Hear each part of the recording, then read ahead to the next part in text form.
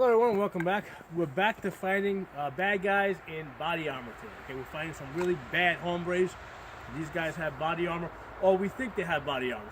Okay, because if somebody's wearing a heavy jacket like this, you're not going to know if they're wearing body armor or they're not wearing body armor. So we're just going to assume that they're wearing body armor. And what we're going to be drilling is, basically we're going to be doing the zipper drill, where basically we start center mass, work our way up to the face. We're targeting the face because that's the only area that we know for sure has no armor. We don't know if they're wearing a hard helmet, or metal helmet. The purpose of shooting the body armor is basically we're hoping to sting them, distract them.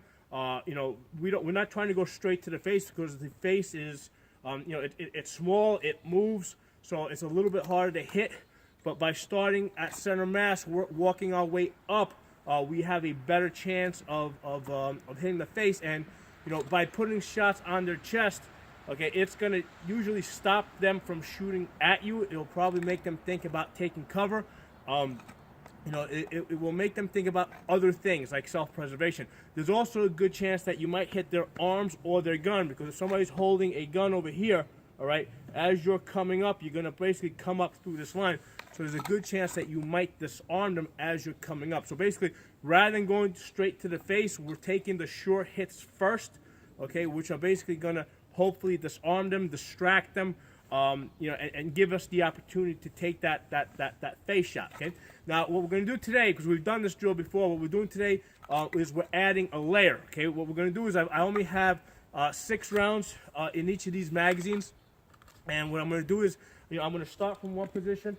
Okay. I have the target set up there, so I have the larger paper representing center mass, and then I have the smaller paper on top representing the face. On the bottom, I have the smaller paper over there. That is representing either the hip area or the face if we're assuming that the person drops, okay? So that's how that target's set up. So I'm starting center mass, walking my way up. By the time I get to the top, I'm going to run out of ammo because I only have 6 rounds in each magazine. I got 3 magazines. And what I'm going to do is I'm going to drop the mag as I'm moving to a different position, do a reload, and continue shooting. Okay, so that's the nature of the drill. Even if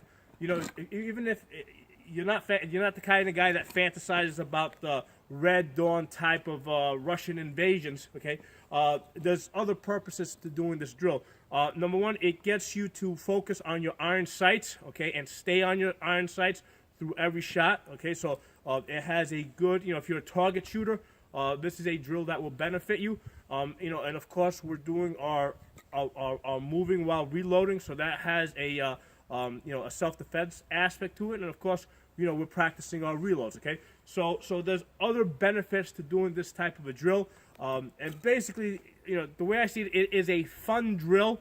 It's a fun drill to think about, and it's a drill that will motivate people and try to bring them up to basically to the next level of shooting, which is basically tactical shooting. Okay, so let's start this drill. Oh, and also very important, especially if you're in the wintertime working with gloves, remember your finger discipline. Okay, your finger does not go on the trigger until you are at full presentation and your iron sights are on your target. Okay, so sometimes people, when they're wearing gloves, I find that they tend to forget it. They start cheating it a little bit because sometimes it takes a little bit more work to get the finger, which is inside the glove, into the trigger guard.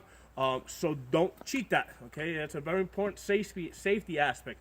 We don't put our finger into the trigger guard until until our sights are on the target. And we remove our finger off the target, before we remove our finger before we take our sights off the target. Okay, so definitely don't try to holster the gun or even start holstering the gun if your finger is still on the trigger. Okay, so let's get to work here.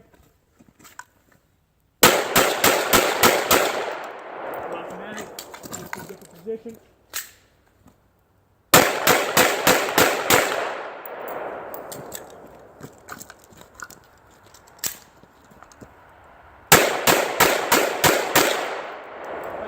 So that's our drill.